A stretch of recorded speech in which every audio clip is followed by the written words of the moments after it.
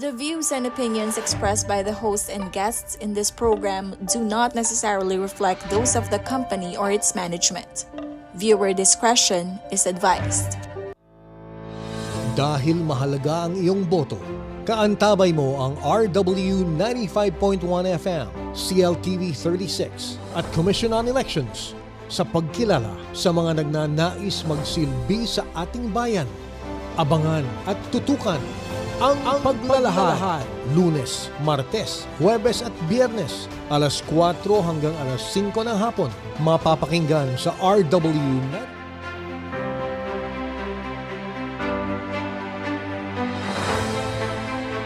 Philippine Standard Time, 2 minutes past 4 o'clock. Isang magandang hapon, Central Luzon, Pilipinas at buong mundo.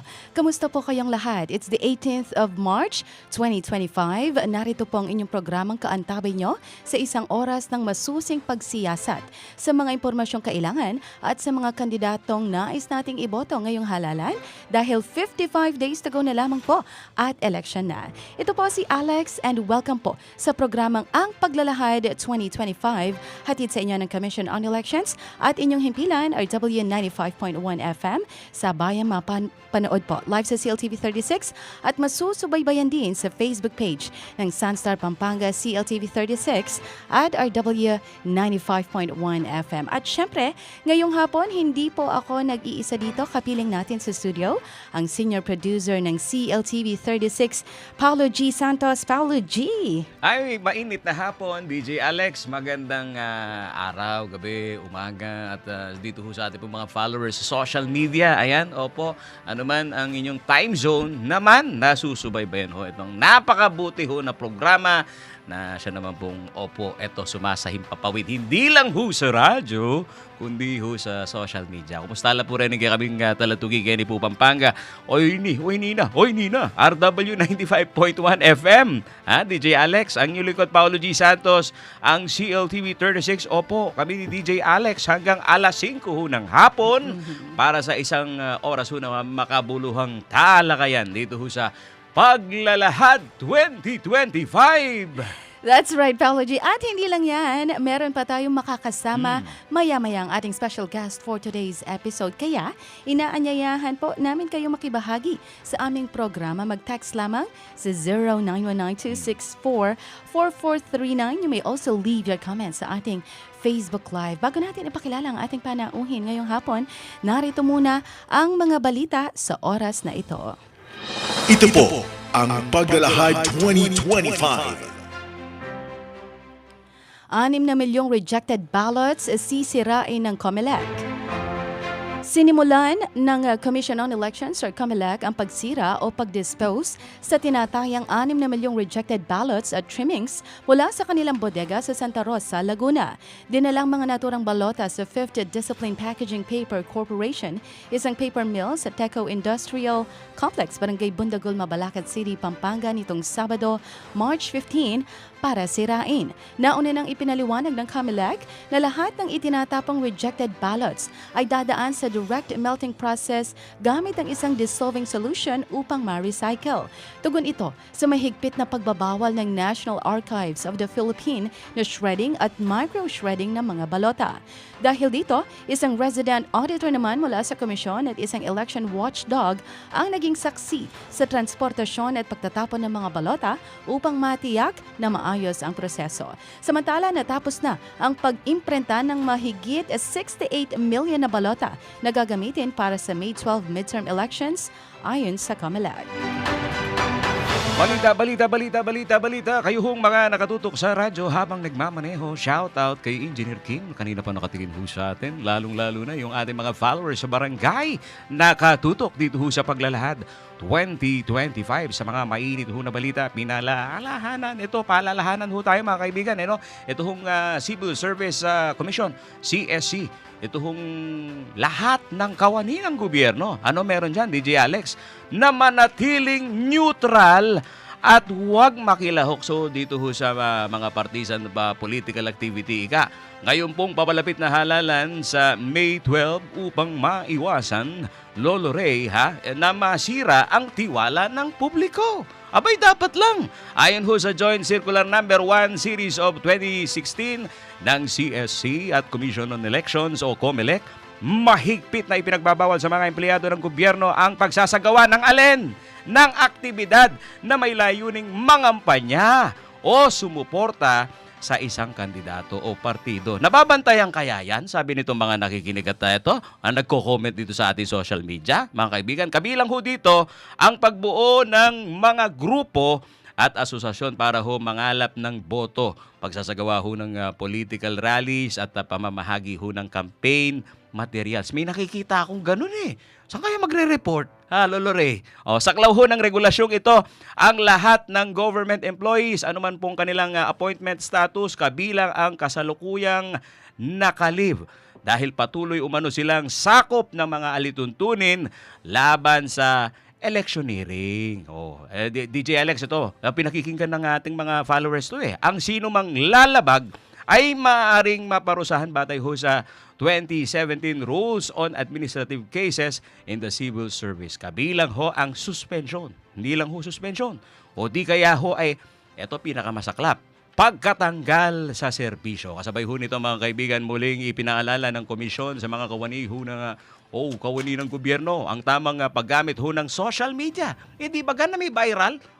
Engineer Kim, ilben may kahit ang pulis. Narilibata sa pwesto eh. Kinakasuhan na. May positioning kasi. Ang tamang paggamit ho ng social media, Papa Albert, alinsunod sa CSC. Di mag-comment kayo niya. At kung balong baka dyan baka lalo kayo reklamo yan. Narinig ka katatalatok CSC Memorandum Circular Number 12, Series of 2020. Nakasad ho dito na hindi sila dapat mag-post. Pakatandaan nyo ini. Mag-post, magbahagi o magkomento sa anumang political content habang nasa oras ng trabaho. Ipinagbabawal din ho ang paggamit ng government issued devices para sa anumang political discussion. Samantala sa iba pang balita, red tagging at illegal campaigning nangungunang electoral violations kontra Daya. Aabot na sa 100 election-related violations ang natanggap ng kontra Daya, isang election watchdog, simula na mag-umpisa ang campaign period ng mga national candidate para sa 2025 midterm elections noong February 11. As of March 14, umaabot na sa 94 ang naiulat na insidente kung saan ang red tagging ang may pinakamataas na bilang ng paglabag na nasa 63.8%. Sinusundan ito ng illegal campaigning na may 24.5% na karaniwang mula sa ilang kandidatong nangunguna sa mga survey ayon sa Kontra Daya. Matatandaan itong March 10, hiniling ni Bayan Muna Party List First Nominee Nery Colmenares sa Commission on Elections o COMELEC na imbestigahan ang umano'y massive and widespread black propaganda laban sa kanila. Sa ilalim ng COMELEC Resolution Number 11116 o ang Anti-Discrimination and Fair Campaigning Guidelines, itinuturing na election offense ang pagpaparatang sa isang grupo o individual bilang terorista at kriminal ng walang sapat na ebidensya. Samantala, bukod sa red tagging at illegal campaigning, may naitala rin ang Kontra Daya na ilang report kaugnay ng vote buying na nasa 4.3%, illegal use of public resources na may 3.2% at iba pang paglabag na nasa 4.2%. Dahil dito, iginiit ni Dr. Danilo Araw, convener ng Kontra Daya, na dapat bigyang pansin ng COMELEC ang mga paglabag na ito sa lalong madaling panahon upang mapanatili ang patas at malinis na halalan at maparusahan ang mga dapat parusahan. Balita na may kaugnayan po rin sa halalan. Shoutout dun ho sa mga naglalabada sa bahay at isinasabit ang kanilang labada, Lolo Ray, sa puno, di ba? Sino naglalagay ng alambre sa puno at doon na mabilis kasing mabilis kasing tumuyo, di ba? Kayo hong mga nagsasampay, kapag meron kayo nakita, mukha ng politiko nasa puno, abak na balen, no? Nanawagan ho ang Provincial Election Supervisor, mga kaibigan ng COMELEC, dito ho sa Pampanga. Si Nino yan, nada karening kay Katantalatuki. Shoutout dito ho sa atin pong mga taga-subaybay na miyembro ng IVP Pampanga. Si Attorney Lydia Pangilinan ho ang nagsabi. Ang ito hong panawagan niya na gawing environment-friendly ang mga campaign paraphernalia ng mga electoral aspirant. Lalo na ngayong nalalapit na ho itong midterm elections. Ayon ho kay Attorney Lydia, as early as now, DJ Alex, ay minomonitor nila ang mga election poster na nakapaskil ho dito ho sa probinsya. At iniimbentaryo pati, ha? Uy, bibilangan na po kakaluguran yung pong mga aspirante na lumalabag sa mga pamantayang inilabas naman ho ng COMELEC. At yan pang mga balita sa oras na ito. Abangan mamaya ang iba pang mga balita sa CLTV 36 News. Samantala ngayong hapon ating makakapiling ang isang lisensyadong arkitekto at lingkod bayan na kasalukuyang naglilingkod bilang barangay kagawad ng San Jose Matulid na ngayon ay nagdanais maging parte ng Konseho ng Bayan ng Mexico sa darating na halalan, Architect Ariel Benedict Bonus. Kilalanin natin siya at alamin ang kanyang mga plano at ordinansang nais niyang ipatupad sa ating pagbabalik dito sa Ang Paglalahad 2025. Boto mo, kinabukasan mo. Philippine Standard Time, 11 minutes past 4 o'clock.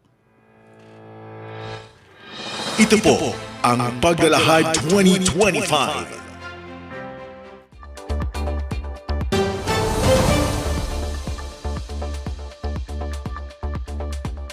Magandang araw, Central Luzon. Alam niyo ba ang mga dapat dalhin sa voting precinct sa araw ng botohan?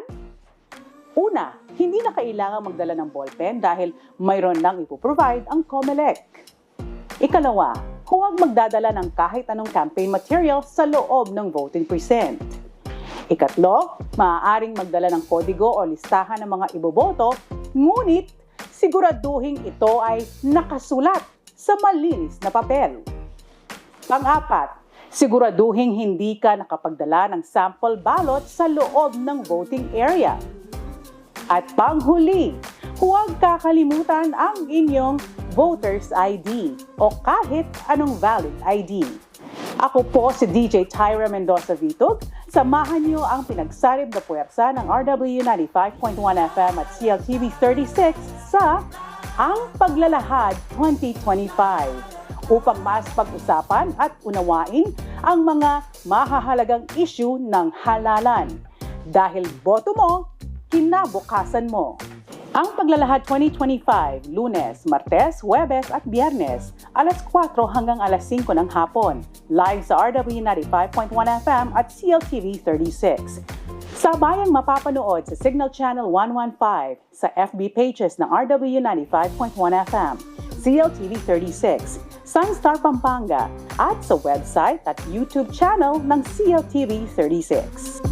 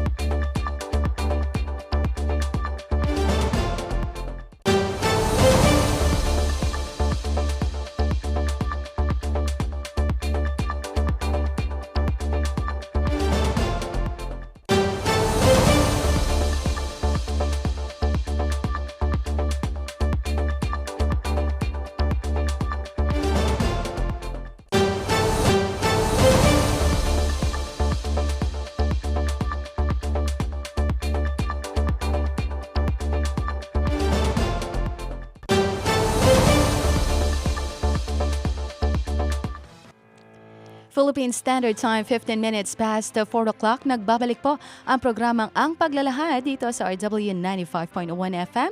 Sa bayang napapanood po sa CLTV 36 at sa ating mga Facebook page, CLTV 36, Sunstar Pampanga at RW 95.1 FM. Kasama pa rin natin dito sa studio ang senior producer ng CLTV 36, Paulo G. Santos. Ay, salamat kaya DJ Alex sa lahat ho ng ating pong mga taga-subaybay. Oo, oy, Nina. Hada rin kaya katamod taladugi. Shoutout doon ho sa mga opisyal ng barangay dito ho sa Mexico, Pampanga.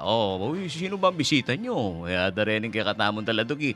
Doon ho sa kakabukas pa lang ho ng kanilang radyo, mga kaibigan, at sa inyo hong inaabot ng ating broadcast. Ayan, naka-tune in din yung ating mga suki sa TV. Ay, kalino na kalino, ara. Opo, Idol nito si Ray Langit eh. Oo. Alam nyo kasi, bakit? Ang kili langit eh. O dati ka makanita, ba't may ganun kang estilo, kako? Para may recall. Signature daw yun. Yes. Kaya ako pag magbo-broadcast ako nito, kailangan medyo may konting Panginig-ginig. galgal. Galgalan may bagya, baka nitang... Makapangalgal ka naman. Siyempre, baka nitang ining kaya beta, yung mangalgal. Okay. Kareng kwento tamong I-relax iningal mo doon ng konti. Diba? Ang ating po makakasama ho ngayon naman, BFF ko itong kanyang daddy dahil nasa public service din ho itong kanyang tatay. Ayan, shoutout din kay Rene Puntao San Simon. Lisensyadong arkitekto. Sabi ni DJ Alex, lisensyado. Ibig sabihin kapag hindi ka lisensyado, may mga nasa practice na rin ganyan, nagiging consultant, di ba? Pero ito ho, mga kaibigan, hindi lang ho siya by profession na kilala, na arkitekto, kundi lingkod bayan. Napakabuti pagkahugan nito ang mga nakakausap ho natin, mapapalalim natin ng husto. Ano ba ang posisyon niyan, DJ Alex? Abay, barangay kagawad ho. Shoutout ka rin pong Memalenke ni San Jose, Matulid, Mexico. Kilala ho siya sa kanyang malasakit sa komunidad, lalo na ho sa pagpapabuti ng pampublikong pasilidad. Expound me po ang bagay ni DJ Alex na makanandun din sinabi na atineng legacy at ang sasabihin na pagpapabuti dito ho sa pampublikong pasilidad. Sa likod ho ng bawat matibay na gusali ay isang arkitekto na may malasakit. At sa likod ho ng isang maunlad na bayan ay isang lider na may puso para ho sa pagbabago. Hindi lang gumuguhit ho ng mga istrukturang nagpapaganda sa mga komunidad, kundi pati na rin ho raw, mas maliwanag na kinabukasan para ho sa bawat mamayan. Siya ay walang iba kundi si Architect Ariel Benedict Bonus. Abak na balen. Kakabanay tang intro, okay ka? Good afternoon, Good afternoon Architect. po. Paano po kayo mas komportable tawagan? R o sa first name ninyo? First name po, Na Ariel po. Ariel. Yes. Kaso parang feeling ko, hindi ako magalang kapag Ariel, sabi ko. Architect na lang po. Conchal. Ay, bala mo, body na lang natin siya kasi mga kaibigan talaga namang atsuka kitang edad kay balami kakasang edad ka pares din Wait batch lang. kay. Speaking of which, ilang taon na ba? Si Ariel? 30 years old. Wala Ilang mo taon na. ka ba? Kabatch ko si Justin Bieber yung mga panahon ko. Tigil ka. Pero alam ko matanda kasi ako kay Oh. Paolo. Right? Siyempre. Matanda ko sa'yo. Kita mo naman ang postura ni Paolo G. Talagang batang-bata kamukha ni Architect. Sige. Ito, kilalanin muna natin sa Architect. Napakabata pala. Okay, taga saan po originally ang mga bonus?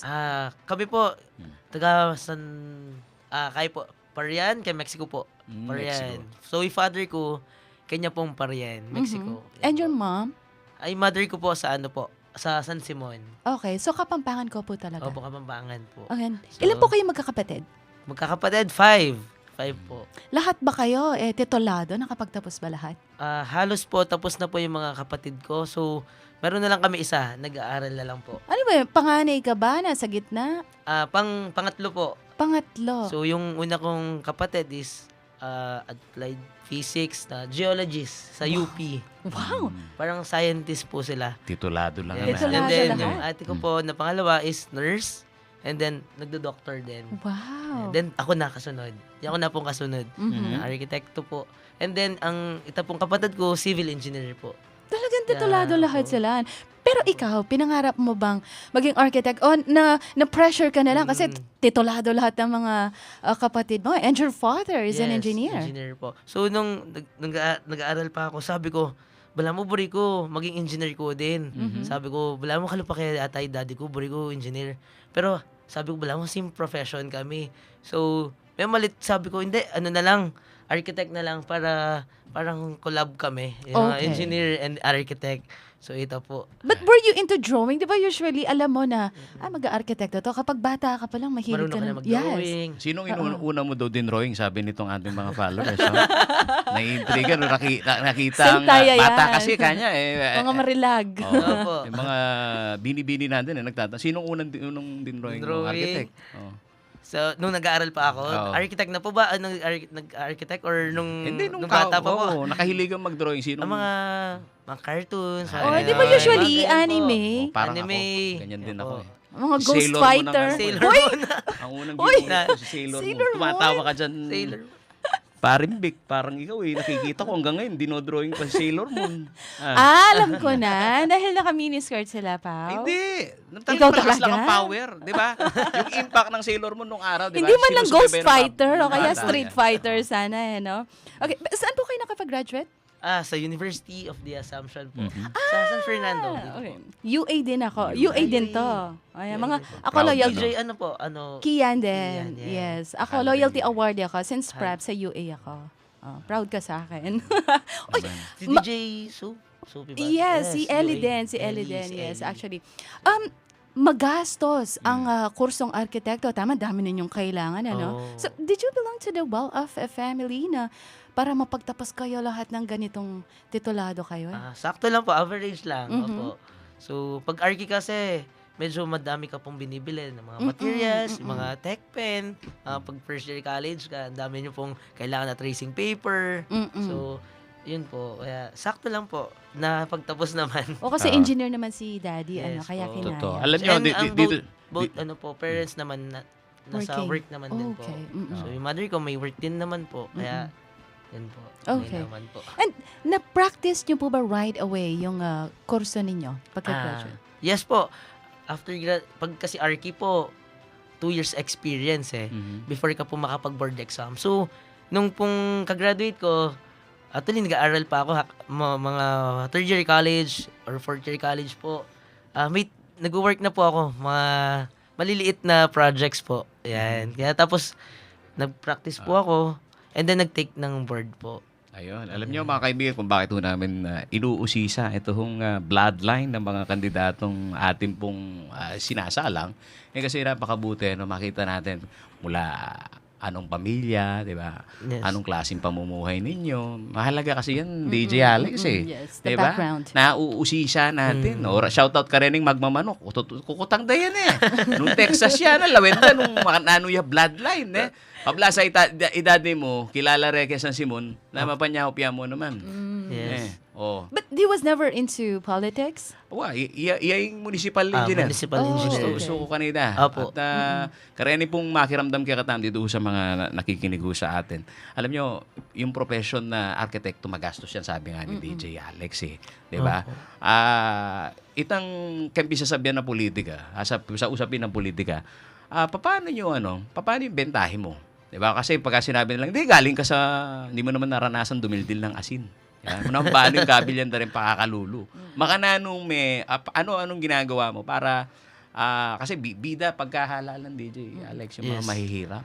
So, kaya kami po kasi yung barangay. Mm. So, yung barangay mi po, ating yung village. So, village is Santo Domingo Village. And then, yung barangay mi, San Jose Matulid po, atin niya rin Purok na the barangay road. Akit mo ka rin, alo-alo ang tao. So, karin ko po ikit, nalapureng kahit na rin tao. So, kami gawin si father ko, pagkati kami sobra kayong family, share mi po yung blessing. Kaya, ito po. So, expose ka kaking community yeah, na... the community po. Diba? So, gangat so kami po kayo ng village. Inside mi po is kaya po barangay. Akit mo po ka rin natin the poorest of the poor. Mga yan po. So, ikit ko po na lapuret ang tao na kailangan sopan. Mga yan po. Bal mo, DJ Alex, bato ka mapakyabe at tawo. O shoutout ka rin kagawat. Palakpakan tala rin ka ng kagawat. Tama na rin ka Piyaso lang makyabe din. Lalo na nung atila pong panyingil. Apo atila pangolekto. Totoo ni. Totoo Diba? po. Kaya pa makyabe, numisan, adyan ke, may kakabalo eh. Misan, kakapaltan, ito ng talent fee mo, ito ng kaya mo. pera mo yung migagastos, huling at isahing singke ka. Yung mga nagsasolicit, Wow. no? Solicit. Uh-huh. Love letter. Housemate po ka rito, love letter. Alaki pa pong uniform. Liga. Diba? May ganyan eh. Oh. Paano, makanano ka makyabe, karining kaya kang memala. Paano yung pakikisama? Kasi alam naman natin, kapag andyan, di ba, may masamang imahe kung minsan, na akala nila, yung tinitindigan mo bilang, ayan, nasa legislative ang trabaho ng Kaya po. kagawad. Pero nangyayari. Ang tingin ho ng mga kabarangay ho nila, parang bulsa. Di ba? Baka na ano lalo na ikaw, Opo. ikaw masasabi nating youth leader. Yes. Paano mo na babalanse yung ganung kaisipan? Kasi gusto nating mag-advocate ng isang gobyerno na naiintindihan ng taong bayan, kung ano talaga ang nasa poder ninyo. Ikaw. Manano ba? Makanano Mapangan. Kasi numisan makanini, kagawad. Wati ko pong makanya na problema. Puro na mo pinansyal. Oh, yes, tama. Pagla sa baluda, tsuka, ay intindihan da ba? Kaya karanasan mo, ay intindihan da yung obra yung ali. Ring memalen, no? Di Minsan po nga. napapansinan mo. Dempong aliwa, yes. Wow. Ito po. Pero kaya raklan, niisip da, taga ng...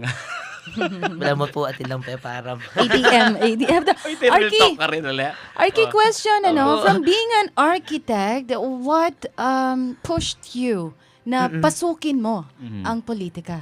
Politika. Yun po, ikit ko kasi, i-father ko, yung maging, wala mo, inspirasyon ko na, May model mo na oh, eh. yan pong kaya ko, hakit ko kasi talaga sa Saupya. So, ulit ang yung barangay mi. And alim mo po kayo ng barangay mi, San Simon, Mexico po. Yan. Tapos may, wala mo, ikit ko, mag-enjoy ko din po na nano po yung akakit ko. Kaya sabi ko, masan di pala sasaw? Oo. Alam ba pala feeling, sabi ko po. So, And then, ita. from being barangay kagawad, tama po ba? Yes. Nag-jump po kayo ngayon, hinahabol nyo sa pagkakonsehal. Buti hindi muna po kayo tumakbo bilang kapitan. Ito yung madalas na tanong parang, bakit hindi mo na doon?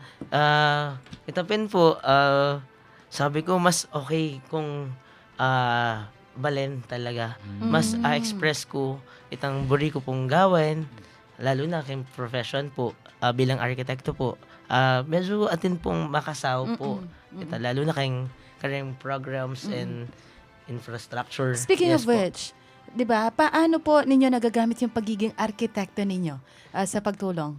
Sa pagtulong po, isample ko na lang po. So, yung mga daycares ng Mexico, Pampanga po, halos nasa 43 daycares po. Siguro nasa 20 plus na po ako. Napapaganda ko po na po bilang napapapintura ko, napapaayos ko po. Wow. Ayan po. Ang dami na rin pala. Pero ang una po is barangay ko po sa San Jose Matulid. Yan po yung una kong pin-project. And then, buong Mexico po na papintura ko, yung ibang daycare center. Yan. Opo. Okay, pero bilang architect, ano yung pinaka-proud ka naging project mo? Pinakamalaking project mo, let's say. Sa bilang architect Bilang po. architect, yes. So, nung architect, ngayon po architect ako, actually, ongoing pa po ako sa mga projects ko Okay. So, may maliit po akong company na firm na design and build. Contractor ka, kung malaking Yes po. salita. Wow. Yes. Naku, in-announce mo. Lagot ka Design yan. and build. And then, may mga lang po, mga residential, commercial, mga maliit lang naman po. So, malaki kong project, siguro mga saktong bahay lang na sa mga subdivision dito sa San Fernando po. So, yun po. Okay, kinilala po kayo ng inyong nasasakupan bilang number 1 barangay kagawad. Tama po ba? Yes po. Okay. Sa tingin po ninyo, ano yung pinakamahalagang proyektong naipatupad ninyo? Sa barangay po? Yes, sa barangay. Yes, yun po. Yung Yung mga daycare. daycares Oo nga, po. dami rin yan, Sobra. Kasi yung iba po, napansin ko, experience po. Yung iba, 20 years na daw po hindi nakapintura yung daycare nila. So, yun po, napapintura ko. Nag-enjoy lahat pinapintura ko po. Pati yung lettering ng daycare center, nandun po yung logo ng daycare. Yun po. So, sana mapa-aircon na lahat ng mga daycare Actually, center. nakapag-donate ako ng isa. Opo, sa... Parang may hugot ka, DJ Alex. Bakit aircon ang gusto mo sa Hindi, mga kasi daycare sa center? mga bata, sobrang init ngayon. Sobrang init po. Nagka-cancel nga ng pasok kapag sobrang init, di ba? Totoo. Oo. Ayun. Alam niyo dito sa usa-usap po natin, pag-arkitekto ang kausap natin, talagang mahusay mag-drawing yan. Kaya dito sa plataforma niya, diba? Paano mo i-drawing itong iyong magiging hakbang dyan sa konseho. Pero by sabla, ready may mag-text ang bobang karelang komento. Interactive po itong show namin. Pwede ho kayo magtanong. Isasabihin na architect. Pablasa nga na arkitekto kayo at iba't kuking grassroot. Napakahalaga ho nito mga kaibigan. Pagka ho yan mga hinahalal ho natin, naiintindihan ang puso po ng ating pong mga kababayan. Napakahusay, di ba? Salamat. At dyan ho sa mismo hong barangay level nagsimula at nakikita ho nila talagang may background, di ba? Pero ito, konseho ang papasukin mo. Kanina tanong ka ni DJ Alex, bakit konseho? Ba't Yes yung kapitan po. muna, di ba? Sabi niya, Yes po. may kasabihan, ito yung nagtatanong bakit wariana king konseho, maskop o o malwalas? Kasi ganyan ang usap mga kaibigan. Pagka ho yung mga tumatakbo, mga batigan, may pangalan, o pagka ho yung survey, di naman ho ganun na dikdikan ng laban. Malwalas. Pwede ka. Taya ka tagad. Ikaw, paano yung game ball mo sa politika? Bago lang po ako sa politika, so ako, diretso ko mo po, enjoyin kaya mo yung akong para mamulitika. So, pero din pong kayabi ako pong counselors, incumbent la, and then ako mo po yung pinakabayo. And then, yak po yung metong anak na karang new generation po. So, ita. Okay. Magpigil ka muna. Magko-commercial break muna Sige. po tayo. Yes, magbabalik po ang Paglalahad sa 1825 dito sa RW 95.1 FM. Ang paglalahad sa RW 95.1 FM. Mahalaga ang bawat boto sa halalan. Pero paano natitiyak na secure at protektado ang ating boto? Halina't ating alamin ang mga security features ng Automated Counting Machine o ACM. Umpisahan natin sa balota. Ballot security.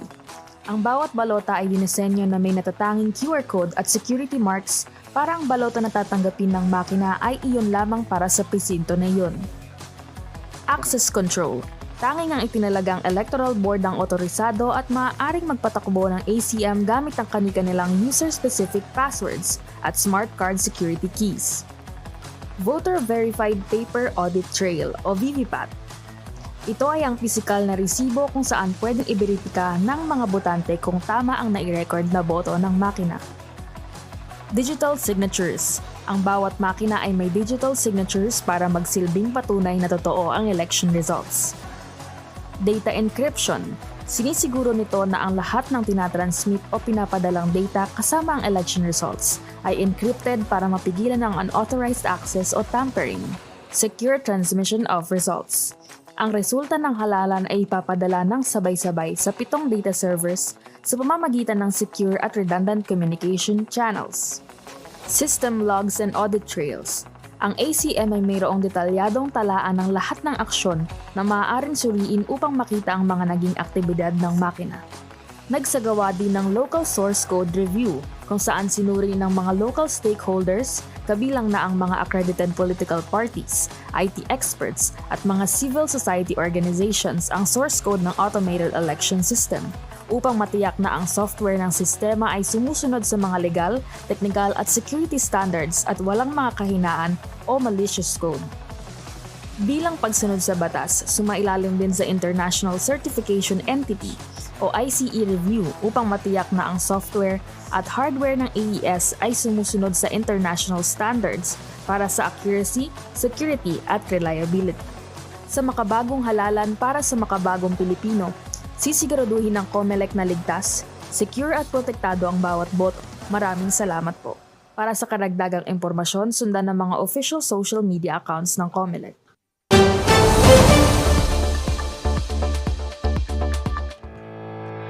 Philippine Standard Time, 35 minutes after 4 o'clock. Nagbabalik ang inyong programa, ang Paglalahad 2025, dito sa RW 95.1 FM. Ito pang inyong lingkod na si Alex. Kasama pa rin dito sa studio ang aking co-host na si Paolo G.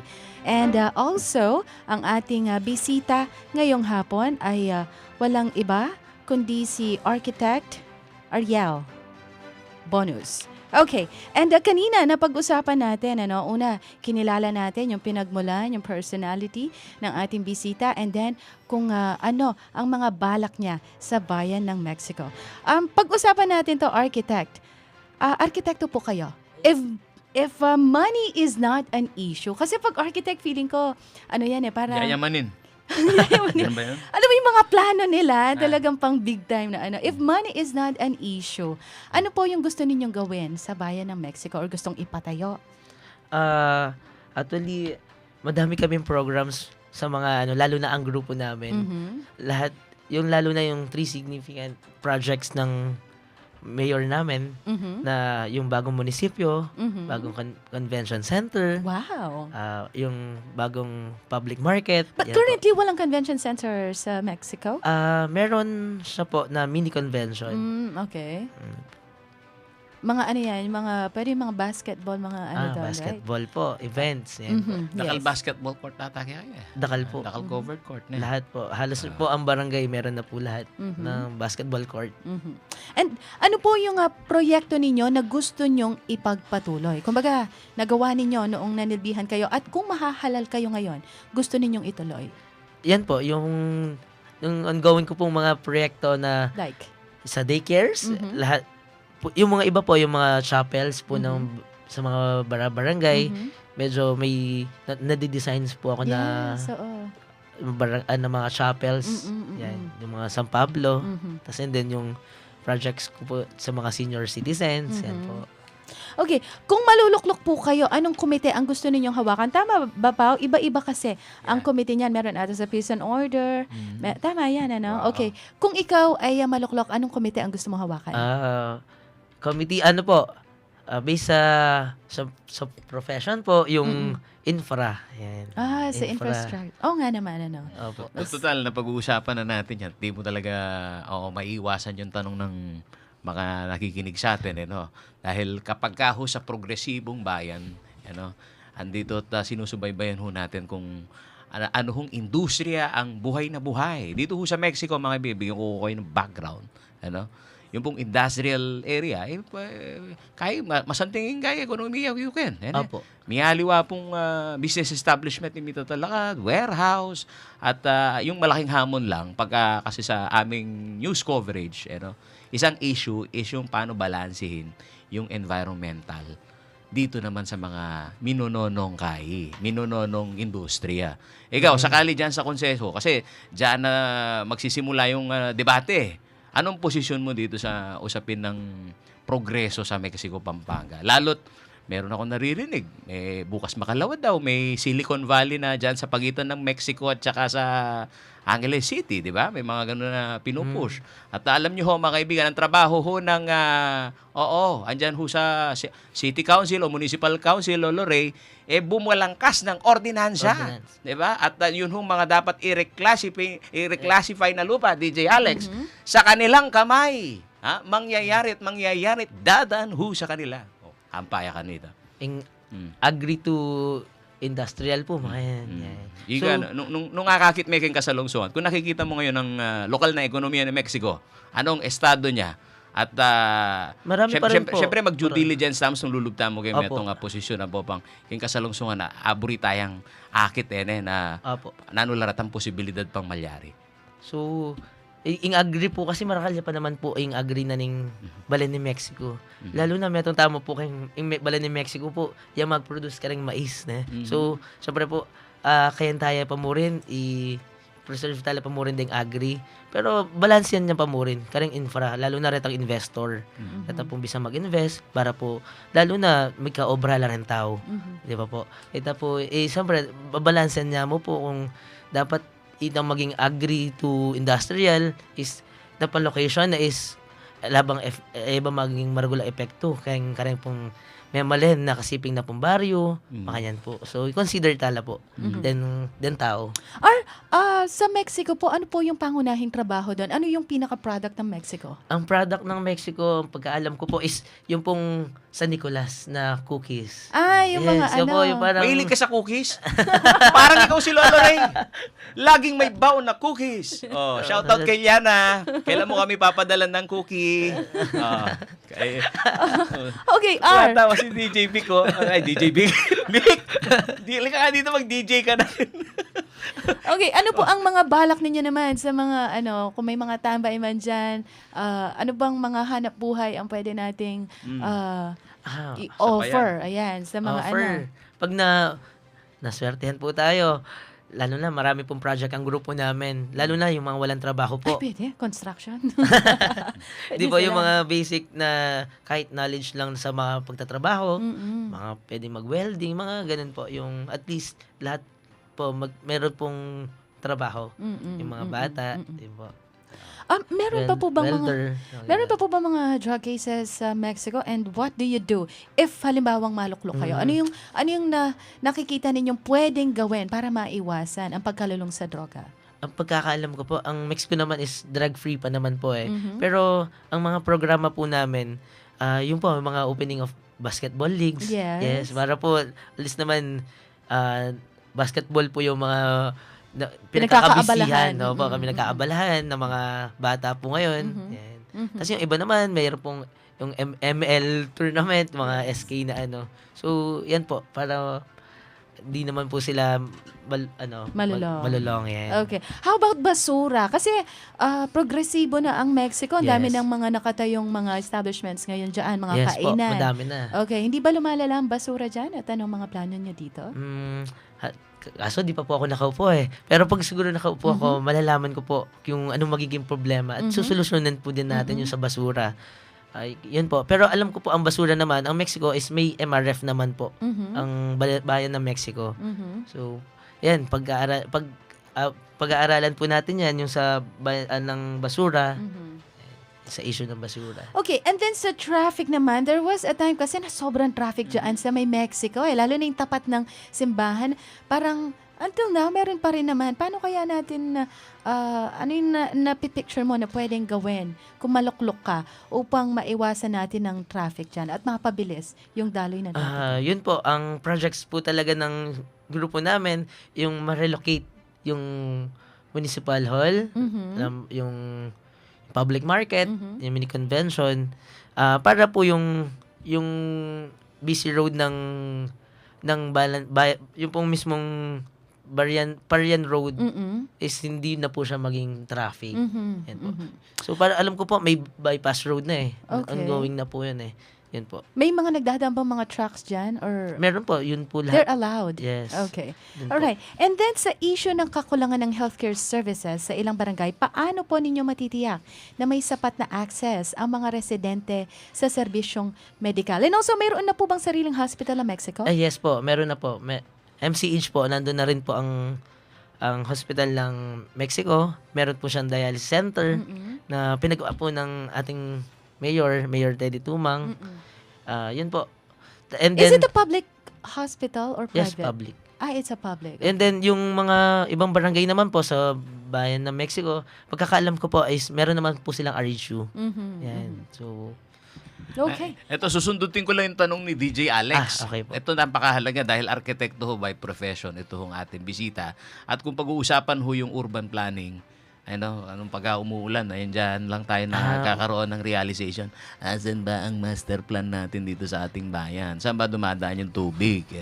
Ikaw, paano yung nakikita-kita mo na maiging buksan na usapin sa konseho para once and for all, kasi yung master plan, mga kaibigan, pagka iba na naman yung nakaupo, maiiba na naman. Kung yan ho talaga, may institutionalize ng maigi mula ho sa municipal or city engineering. Ito hong issue ho na ito, mga kaibigan, maigi na hindi lang ho dito sa Mexico natin na, baka kasi sabihin nila, hindi, iba yung scenario sa Mexico. Pero ito, hinaharap po natin ito pagka meron tayong mga nakakausap na mga local leaders at lalong-lalo na sa konseho. Ikaw, anong tingin mo dito sa kasalukuyan na hamon sa Mexico Ano, ikaw, may aranasan mo na naman siguro.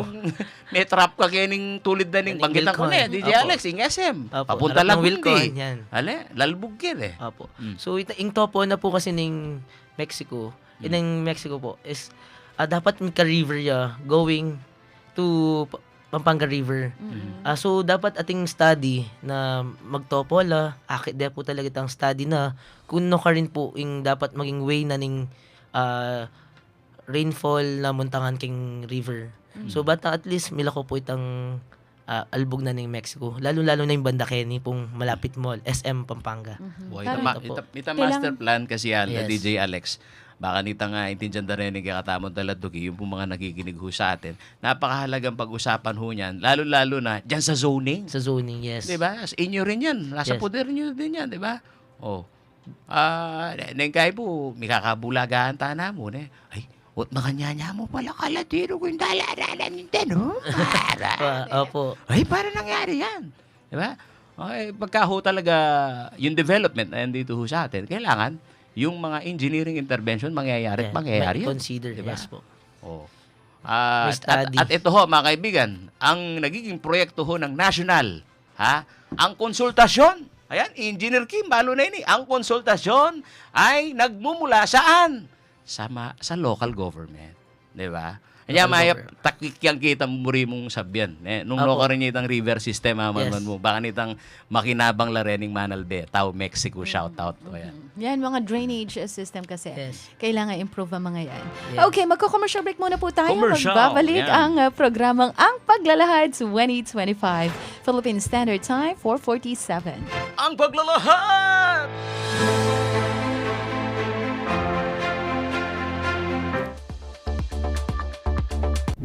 Nalalapit na naman ang halalan. At syempre, bilang botanteng Pilipino, tayo ay boboto. Pero sapat na ba na bumoto lamang? Hindi ba kailangan maging responsable tayo sa ating pagboto? Ito ang 5 gabay para sa responsableng pagboto. Una, alamin ang mga kandidato at kanilang plataforma. Pag-aralan ang kanilang background. Tukuyin kung sila ay may tamang kwalifikasyon at kakayahan na angkop sa posisyon na kanilang tinatakbuhan. Suriin ang kanilang mga programa at plataforma. Pangalawa, maging informed na botante. Iwasan ang fake news. Maging mapanuri sa mga impormasyong natatanggap ukol sa mga kandidato o kaya sa halalan. Sumangguni lamang sa mga mapagkakatiwalaan na sources. Pangatlo, huwag ibagpili ang boto. Huwag tanggapin ang anumang uri ng suhol o papuya kapalit ng boto.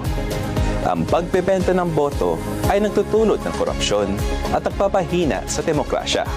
Ang vote buying at vote selling ay maituturing na election offense. Pang-apat, sundin ang mga patakaran sa halalan. Maging maalam sa mga dapat at hindi dapat gawin sa panahon ng kampanya at halalan, lalo na sa pagboto. Kung sakaling may makita o masaksihan na paglabag, iulat ito sa kinaukulan. At panglima, pahalagahan ang iyong boto. Ang pagboto ay hindi lamang isang karapatan, kundi isang responsibilidad bilang mamamayan. Tayo ang pipili ng ating mga mamumuno, kaya't bumoto para sa tao sa tingin nating karapat-dapat na maglingkod sa ating bayan. Tandaan, ang responsableng pagboto ay nagsisimula sa maayos na pagpaplano, malalim na pagsusuri, at pagiging tapat sa prinsipyo.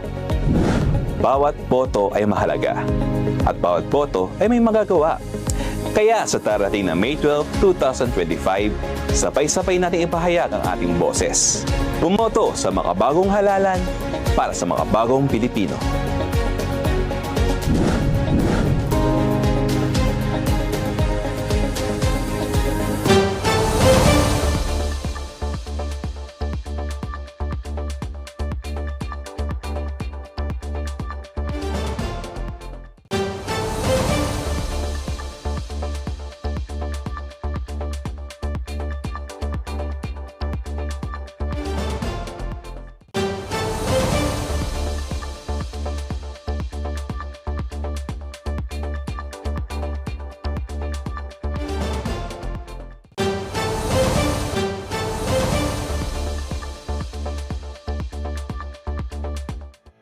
Philippine Standard Time, 15 minutes past 4 o'clock. Nagbabalik ang inyong programa, ang Paglalahad 2025, dito sa RW 95.1 FM. Ako po si Alex, kasama pa rin ang aking co-host na si Paulo G.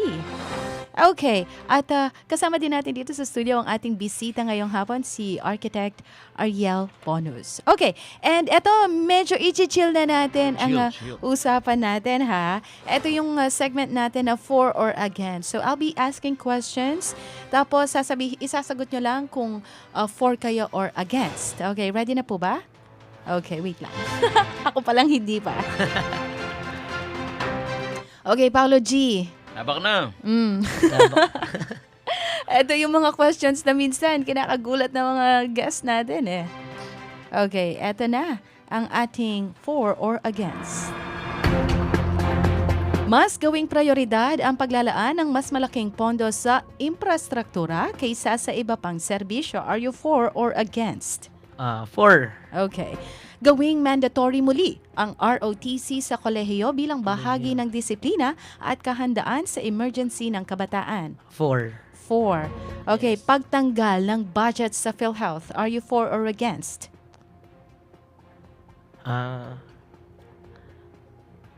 For. 4. Okay, pagbabawal sa mga e-trike sa major roads, yung mga tuk-tuk. 'Di ba? Alam ko walang ano to eh, wala talaga mga Parang lisensya mga ito. Yes. Yes. Payag po ba kayo na ipagbawal For. sila sa For. mga major thoroughfares? Okay. Pagbabawal ng plastic. Paggamit ng plastic sa palengke, are you for or against? Pagpapataas ng pondo ng bawat barangay? For or For. against? Okay. For. Pagkakaroon ng mas mahigpit na transparency sa paggamit ng pondo ng bayan, are you for or against? For. Legalisasyon ng medical na paggamit ng marijuana, are you for or against? If medical, for. Okay. And pag-increase ng contribution sa SSS, are you for or against? Against. Against. Okay. All right. And this time naman, mas ano to ha? Mas chill lang ito. Okay, pili ka lang sa dalawa. Magsasabi ako ng dalawang bagay and you choose. Okay. Kobe Bryant or LeBron James? Kobe. Bakit? Charot lang. Okay. Coffee or beer? Coffee. Ay, hindi ka Coffee. nagbe-beer, architect. Mamatay. Brandy. Konti. Konti. O, paano ba yan? Makikibanding kami sa'yo. Oh, Dapat yes. Sige po. tayo nila engineer, di ba? May konting beer. Blueprint or freestyle? Blueprint. Blueprint. Public works or private luxury? Private. Private luxury. Functionality or aesthetics? Functionality. Okay. Slow or intense? Intense. Gusto ko yan. Mabilis tumagal. O ito naman, sa massage, mild or hard? Hard po. Hard. Teamwork or solo work? Teamwork. Short-term solutions or long-term planning? Long-term planning. Renovation or new construction? New construction. Work hard or work smart? Smart. Work smart. Work smart. Yes. Okay, Work and smart. para po sa huli naming katanungan, Architect, bakit po kayo ang dapat na iboto? Bilang isa pong arkitekto, gamitan kaya po yung bilang pagiging arkitekto ko, para kayong progreso na nagkakatamo pong balan ni Mexico. Ito po. Okay, and mensahe po ninyo sa ating mga tagapakinig, sa mga Mexicano ba ang tawag sa mga taga-Mexico? Mexicano. Okay. Mexicano. Opo. Mensahe niyo po sa kanila. Hello po, maya pagat manapon po dahil taga-Mexico. Yako po pala yung Architect Ariel Briones Bonus. So ko po Kenny, kayong paglalahad na ning RW 91.5. 95.1. Thank you po. Dahil salamat. And Paulo G, baka may gusto ka pang ihabol? Ay, may ihahabol ko yung tanong ng mga Pagbate. Gen Z. Gen Z. Gen Z. O, paano daw bumoboto yung mga Gen Z at saka millennial sa Mexico? Joke ba yan? May kaya nga obserban mo kasi maluwat na kang kaya. Public servant naman nun mo kayong barangay. Paano bumoboto yung mga kabataan doon? Kay Mexico. Kaya nga kakit mo. Kaya may nga labasan na halal. Paano sila bumoboto? Nakikilako din ba sila sa debate? Big factor din ba pag yung kandidato sharp? Alam mo ba, matatalino na yung mga botante ngayon. May Diba? Facebook pa, Tama. kaya madali na na Yes, makita may nila yung social media. yung Ikaw, anong tingin mo? personality. Anong tingin mo? Sa mga bata. Sa mga Mexicanong Gen Z at saka millennial. Ano sa tingin mo? Paano sila bumoboto sa inyo? Sa amin po, dahil may social media, nakikita po nila agad kung nano po yung gagawan ngayon nano po yung Manila mangyari. Buntok. Yes. Manila Buntok, Yes. makiramdam lang. Opo. At bilang mo naman kaya aspirant ka bilang konsyal. Nanyang klaseng leader yung iboto mo at kailangan na ning memalen. Siyempre po, dapat datang ating sariling kapapanitunan, dahil metong na po ita, at biyasa, smart. Dahil po datang biyasa. Ito po. Okay yun na merong profession talaga yung mga kandidato. At least alam mong hindi nila pagkakakitaan Yes, yung opo. pagpasok nila sa public service. Tama Yes. po yan. O baka may gusto kayong pasalamatan. Mga tao na sumusuporta sa inyo. Dahil pong kanakong supporters, dahil pong, and lalo na po, dahil Team Tumang si Ron, na kaya may pong kayong Green Team, kaya kami pong Mayor Architect Alex Tumang, and kaya kami pong Congresswoman, Dr. Hazel Tumang, and Vice Mayor Said Siron, and kaya kami pong konsyal. Yan po. Okay. And hello kay Engineer Bonus. Father ko, at siya naman po. Engineer Sabi Benigno namin. Bonus, hello. Maraming salamat Thank you po. Atin pong natunghayan ang 6th episode ng ating programa, Ang Paglalahad 2025. Again, maraming salamat po sa ating bisita, architect, sa inyong oras na inilaan ngayong hapon. And dito na po nagtatapos ang ating programa kung saan napakinggan natin ang hangarin ni Architect Ariel Bonus sa Bayan ng Mexico. Kaya naman sa ating mga botante, sana po ay nakatulong ang inyong programa para maging mapanuri sa pagpili ng mga kandidatong may malasakit sa mga taong kanyang pinagsisilbihan. Tandaan, ang disiplina at integridad ng isang lider ay refleksyon ng kanyang tunay na hangarin maglingkod sa ating bayan. Palagi nating tatandaan, ang pagboto ay hindi lang isang karapatan kundi isang tungkulin nating mamamayan. Nakasalalay dito ang kinabukasan ng ating bansa at ng susunod na henerasyon ng Pilipino. Maging mapagmatsyag, maging matalino at higit sa lahat, ipakita natin ang tunay na diwa ng pagmamahal sa bayan ngayong election 2025. Ito po si Alex. At ang inyong lingkod, Paulo G. Santos, siyang tunay, DJ Alex. Yes, maraming salamat po sa inyong pagkikinig at pagsuporta at sana patuloy nating ipaglaban ang isang mas maunlad at mas matatag na Pilipinas. Abangan muling ating programa sa Webes, March 20, 2025, alas 4 hanggang alas 5 ng hapon dito sa RW 95.1 FM na sabayang mapapanood live sa CLTV 36 at masusubaybayan din sa Facebook page ng Sunstar Pampanga CLTV 36 at RW 95.1 FM. Philippine Standard Time, 58 minutes past 4 o'clock. Ang mga kuro-kuro na inyong napakinggan ay tanging opinion.